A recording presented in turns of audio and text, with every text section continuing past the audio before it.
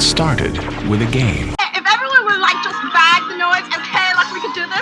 Sonny, name one thing that's gotten better in the last 10 years. Shall we play a game? Video games. All right, I acknowledge that. Totally awesome video game! Okay, hi. Welcome back to Game Writing 101. Hope your time outside of class is going well.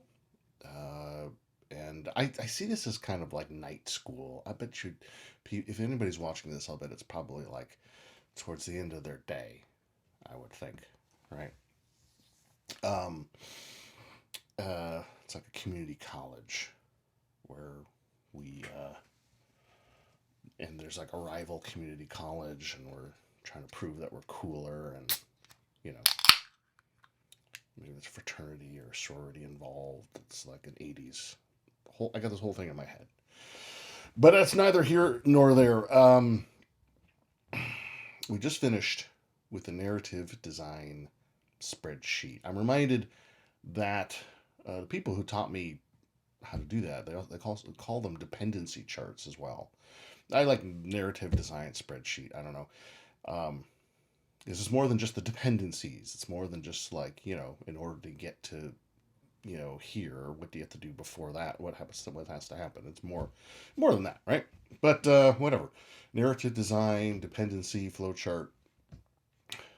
We worked it out on this board. In fact, there it is in the previous video. But what I also did was I took this and I put it into a spreadsheet. That's what you got to do.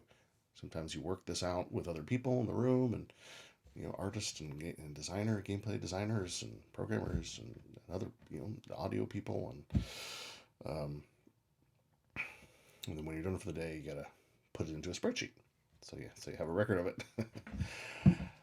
And then you do when you're sort of done with this, mostly done. You move on to a walkthrough. And the walkthrough is essentially this, but we're going to more detail. I mean, this is a flowchart. You can obviously only add so much information to one of these cells, right? It's very important. And when you get this figured out, it's great. Like, the story we've been working with, King Midas 2, is it the greatest story? Is it going to win awards? Probably not. But is it a cohesive story? Beginning, middle, and end? Could a dev team tackle this with confidence and understand what art assets and other features are necessary to support this really fun story? Could it be a cool story? King Midas running around, an old man, turning things to gold, turning things back from gold to whatever they were before, puzzles and combat and Greek mythology, but kind of funny, and yeah, I think it could be really cool. I don't think it would be like an $80 game, maybe like a, $20 on Steam kind of a thing, but fun. But that's neither here nor there. I'm not here to try to, impress you with an idea. Ideas are cheap. I'm trying to teach you a process that you can use with your own ideas. And the next phase in this process is a walkthrough. We take here what's on the whiteboard and we map it out in a Word doc, okay, where we can add as much detail as we want to. And you'll see in a moment, because I'm going to show you the one that I did for this. What's the most important thing that's missing? Obviously, there's important details. But what's also super important, extra credit if you can get this one on your own without cheating, or asking your older sibling who already took the course. Emotion, the emotions. What is it that engages us with the story? What is it that drives us to buy things or not buy things? We're human beings. We're driven by our emotions, and that's what you can't capture in this flowchart. This is, it's very important, but we got to do the walkthrough. And I'm going to show you what I mean. So what I'm going to do is, thankfully for this video, you're not going to have to look at my big fat face for an hour, but I'm gonna just sort of do a screen share, kind of, and I'll talk and I'll show you what I mean by walkthrough, and then I'll have these examples on my Google Drive for you to pull down and look at if you want, and all that stuff. And yeah, let's go. It's being recorded, so I'm gonna go with it. If you remember the last video, we worked on our narrative design flowchart, or sometimes called dependency flowchart. And this is it. I've simply taken it from the whiteboard, put it into a Google Sheet here. Same color coding, red is for cinema in this case. This first cell here is the opening cinema. And then we follow along in a sequence, NPC interaction, first-person shooter tutorial, our first tutorial for that for the shooting, and it's happening concurrently with some tutorial with some the actual shooting is actually taking place concurrently with some interaction from the NPC that's teaching you how to shoot. So I've stacked them on top of each other just to sort of note that they're happening in sort of the same, more or less the same space in time in this game. All right, these two sequences are happening around the same time. We move ahead here to road cell D2 is another NPC interaction where a scout arrives to tell King Midas that Dionysus has been spotted. He doesn't actually say where yet in this sequence. What happens is he asks for more gold. So here in cell E2, we do some more shooting, a little more tutorial, and we're making more gold to pay off this scout. And then when we're done with that, we talk to the scout again, and he gives up the exact location where Midas can find Dionysus. He's really hot to find Dionysus. Okay, so you get the idea. It's like the last video we made when we did this, and I explained there's a sequence to it, right?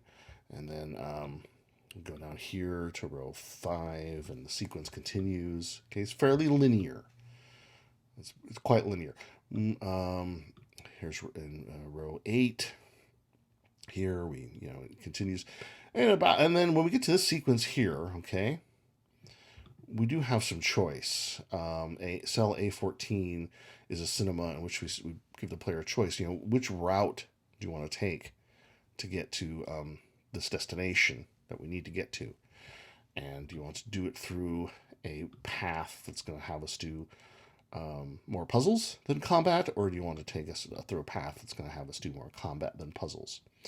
And you can see here, row 13 and row 15 are parallel to each other, which signifies again that they're not that they're happening concurrently. See, because there's a branch here. There's a branching here. You can go this path or this path. So you choose one, and you take one and one path, and when you're done, you continue you continue with this flowchart on row 18. But you pick one. Now they both would happen in the relative same timeline. In other words, they're mutually exclusive, but they would take place at sort of the same space and time, if that makes sense, right? You get to a fork in the road. You can go left or you can go right. You can't do both. But if you take one versus the other, or you take one, and maybe on the second playthrough you take the other.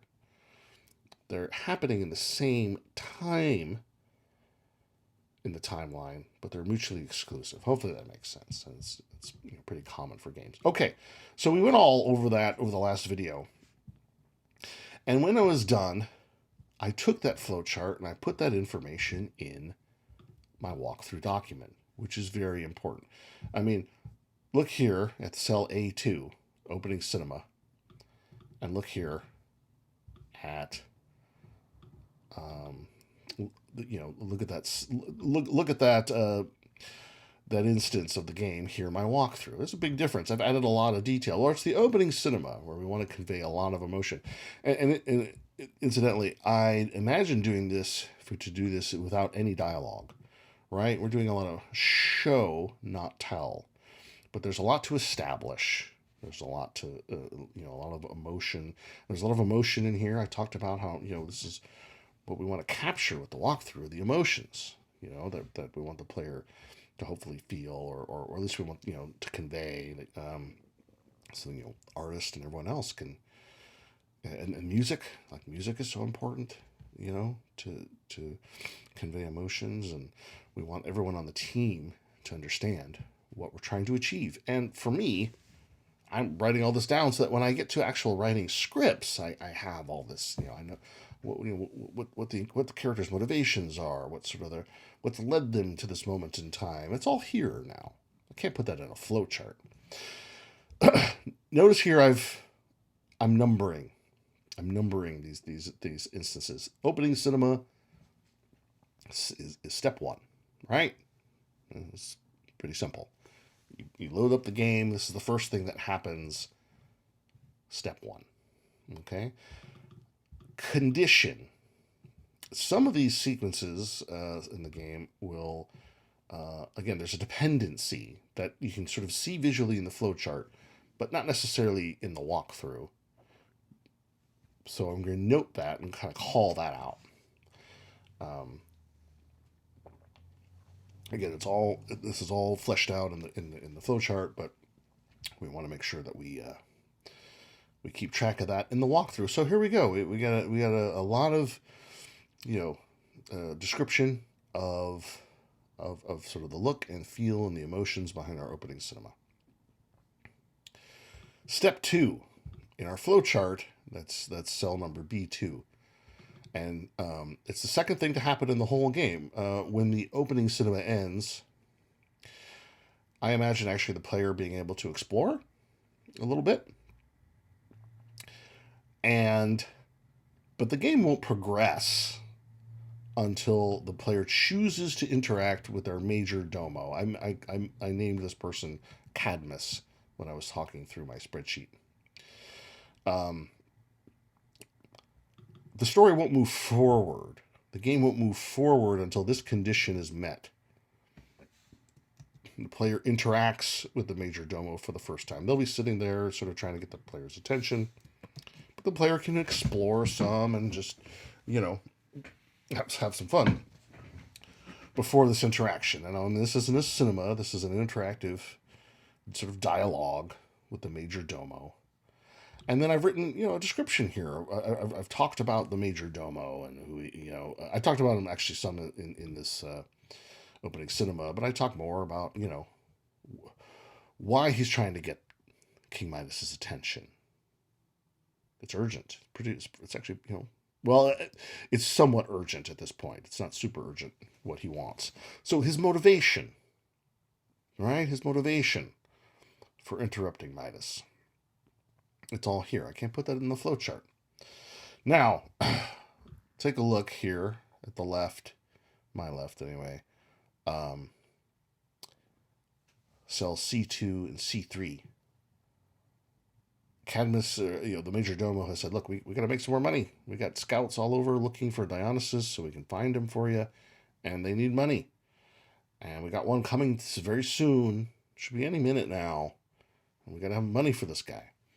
So the player is going to have their first official first-person shooting experience. Again, blasting, I imagine, just orbs or something out of their hand to things and to turn them into gold. So it's their first true first-person shooter sequence. And mixed in with there is going to be the major domo sort of teaching them. So I have them noted as separate things. You see, in C3, green cell, first-person shooter, first tutorial sequence. But at the same time, happening concurrently, they're stacked right on top of each other, is this reminder to myself that, we need to write dialogue for the major domo to kind of guide the player through this process. They're happening concurrently. So both of them, if you look at the walkthrough again, both of them happen at step 3. Both of them happen at step 3. And they happen concurrently. That's hinted at, I think, in the conditions here, that you have to have had this interaction before you can get into this first-person shooter and the tutorial. But because they happen kind of concurrently, they both occupy step 3. I hope that makes sense. But I also want to point out, while we're here, that the walkthroughs also can be used for a number of things. You can add whatever you want here, but it can be a useful place to keep track of important key sort of inventory items. If the player has an inventory in the game, and it's important to note certain items that are in their possession or not, you can keep track of them in the walkthrough. So when the player's done with this first-person shooter tutorial, they've got inventory added, gold trinkets, and that inventory status, gold trinkets. So I'll point out a couple more examples, but I keep track of, it's sort of like an accounting, right? Inventory added, inventory removed, total inventory, right? In this case, it's very simple. The player started with nothing. Inventory added, gold trinkets. Total inventory, gold trinkets, right? Not every single little thing do you need to keep track of. Not every single, boost or power up or whatever. But things that are needed to drive the story forward, and if you don't have them, it's a blocker. Step 4. Now you can see again on the left in the spreadsheet, we have another NPC interaction, and this one is with this scout that arrives. And my condition is you have to be finished with this first-person shooter tutorial. And I have a pretty, robust description here of the scout, his motivations, where he's coming from. He's kind of a shady guy. He's got some information that King Midas has been waiting to hear for decades. Is he going to give it away for just a standard fee? No. He kind of wants to cash in. So it's a good excuse to do some more tutorial. In other words, to maybe break up our tutorial. I don't know how much, and this gets decided by game designers, really. I mean, I don't know how much, of a tutorial you really need at this point, but we can have the player, we can break up the tutorial sort of in a natural, organic way by having this greedy guy show up and want more gold than was agreed upon. And Midas hates doing this. He still has the Midas touch. So is it a financial loss for Midas? No. But he absolutely despises doing it. Emotionally, he hates it. And that's noted in here too. So step 5, more shooting. And look at my inventory. Inventory added more gold trinkets. Inventory gold trinkets plus even more gold trinkets. It's got a lot of gold trinkets. Looking at the spreadsheet and cell number F2. Now we can talk to the scout again. Inventory removed, all gold trinkets. But inventory added, he is giving up the location of where Dionysus was spotted. At an old temple of Dionysus, of a temple devoted to the deity. That's where he's arrived. We'll see later it was kind of, he wanted to get, a little bit of an ego boost, but it it didn't have the intended effect. Because the temple's gone to hell. So that's step 6 in our story, and it's technically the 6th sequence in our game. 1, 2, 3, 4, 5, 6. Although we have 2 of these that I'm sort of differentiating that happen concurrently, but we can kind of consider them part of the same. I don't know. They happen in the same space and time. So they were both sort of step 3.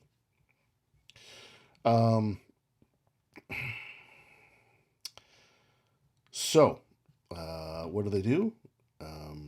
They immediately head out and You see, look at my condition. Automatically, after this NPC interaction, a scout has news. Automatically, do they go out? We might have to have a little cinema there. One good thing about going through this process of writing, of taking the information from your narrative design flowchart and laying it out in a walkthrough is it often shows you little things you missed. In fact, you may not notice, but the spreadsheet here in this Google Sheet, it's a little different than what I had on the whiteboard, because as I was doing the walkthrough, I noticed things like, oh yeah, okay, we need little things here and there that I'd forgot that I really want to add or change or whatever. Totally normal, natural.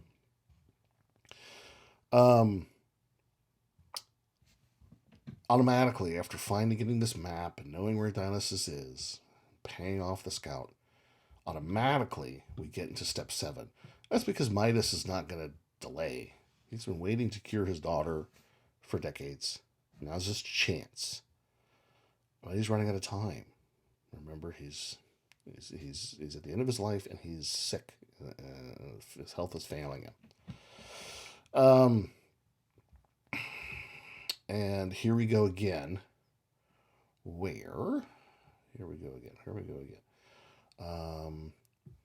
They fight their way. They're out on the road. It's kind of dangerous. There's bandits. Maybe even people know Midas, that he's a walking cash machine. So they have to fight their way through, turning bandits into gold statues, and maybe back again in order to defeat them. And then I'll have a brief cinema. Here's cell H2, which on my spreadsheet is step 8.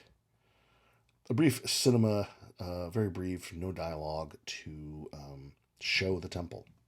It's in total disrepair. It's just glass. I mean, no one's been there for ages. It's fallen to pieces. Thieves have long since taken anything of value away from it. It's fallen to hell. So on and so forth. I want to skip ahead a little bit. And first of all, full disclosure, I did not fill out every single, I did not do the entire walkthrough. That was a lot. By my count right now, it looks like it would take you up to, there's 57 steps forward through this game, major steps forward. 56 things have to happen before you get to the ending cinema of this game.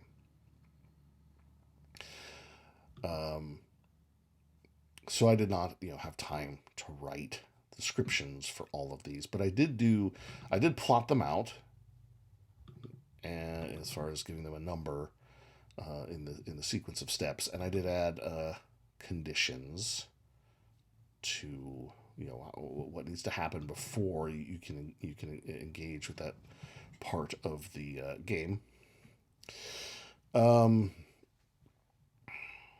But I do want to jump ahead. I pointed out here, if you look at it's cell A14, we'd have a cinema where we're basically, we'll use the major domo Cadmus for this, but it'll basically be like, okay, look, we can go left, we can go right. If we go left, we'll go through Puzzle City. These aren't real titles, right, we're working with. And if we go right, we'll go to Fight City.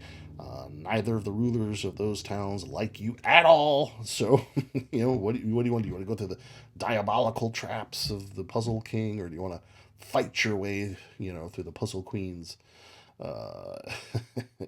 soldiers in order to get to this port city where we feel like the Prince of Thieves is, with the golden statue of Midas's daughter that he stole. So the player gets some choice. So in 25, we're presented with the choice, and then presumably the player will make the choice by going left or going right. Now, thus begins a stretch of the walkthrough in which, again, I am noting that things are either or. You can only do one of these, but they do occupy the same space and time in our gameplay experience, if that makes sense. So look at the cell in B13. If you chose to go through Puzzle City at that time, you'll have to solve a puzzle to even get into the city. He relies on these kinds of things. He doesn't really rely on guards that much. He likes devious traps. That's step number 26 here in the walkthrough, entering Puzzle City. But maybe you took the other fork, or the other road in the fork, and you come to Fight City, and you say to yourself, I'm going to fight my way past the guards into this town. Well, that also would be the 26th step in the game for you, if you chose to go that direction. You'll only experience one, but either one you choose will be like the 26th step, the 26th, sequence, I guess, in this whole, in this game. And that's true for a while in this walkthrough, because you could do all this stuff and get through Puzzle City and then get to the Port City, which is here. Or you could do all this stuff here through Fight City, and that'll take you to the same, they'll both take you to the same place, right? But you can only do one. And because you can only do one,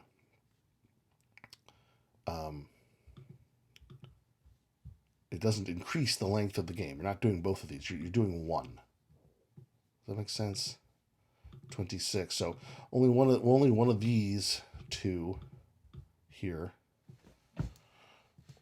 is, only one of those will be step 26 for you during a given playthrough. And only one of these here in bold will be step 27. And ditto, and so on and so forth. Then you get down to this part of the game, and it becomes somewhat linear again. There's a few choices here. You could fight your way onto the pirate thief's ships, or you could sneak aboard with a puzzle. Only one of those things will happen. You only do one of those things in order to get onto the boat, explore, and find the treasure hold. I believe that when you're watching these videos and looking at these examples, you'll understand what I mean. You may need to play with it a little bit and study them a little bit. But I believe it's fairly straightforward. The walkthrough documents this narrative design you've created. It documents these dependencies by numbering them. And it allows you to add some robust descriptions to each one of these sequences in the flowchart, so that you, first of all, but anyone else can understand the intent, motivations, emotions, and just what's going on in this sequence, right? Fairly straightforward. Moving forward from here, you want to keep both of these up to date. The story treatment, you can kind of leave that behind, I think. It might be useful for people who are jumping in and, executives at other companies that want to understand at a high level, but you're not going to really refer to it. But this flowchart and walkthrough should both be maintained. Things will be cut, things will be added, and it can be difficult when keeping the same information in two different places. It's often a recipe for disaster, because they'll often get out of sync. But here you've got to put in the effort to constantly make sure these two are updated in tandem. If you update one, you've got to update the other.